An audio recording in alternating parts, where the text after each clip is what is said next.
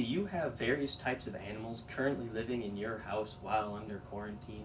Well, I sure do. Taking care of pets is important to increase their longevity. Today I will talk about the bearded dragon, leopard gecko, and red-eared slider, the history and facts of these animals, how to care for them, and how we got them. Let me introduce you to the animals I have today. First off, we have Darwin the bearded dragon. He's one of the more interesting animals we have here. His actual species is called the pecona, nicknamed the bearded dragon. The beard refers to the spikes underneath his chin that he'll puff up when he's intimidated or trying to find a mate.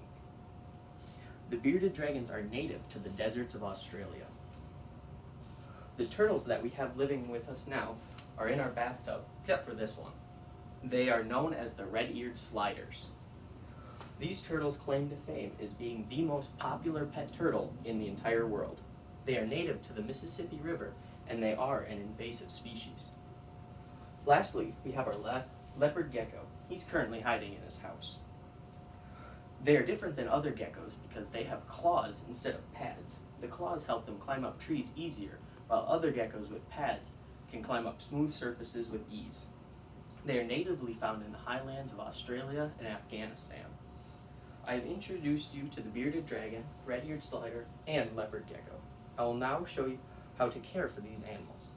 Caring is simple, as they have been popularized in pet shops for their simplicity. First, let's start with Darwin the bearded dragon. He needs heat, food, and water. He likes two different types of food, superworms and food pellets. Superworms are a variation of mealworms, and mealworms are the larval stage of darkling beetles. We feed him superworms once a day. Currently, there are no superworms to be available, so we just have normal mealworms to feed him.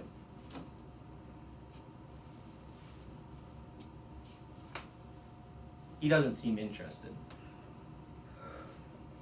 We refill his water when needed and clean it. We also refill his food pellets when he needs it. Next, we have Gibbles our gecko.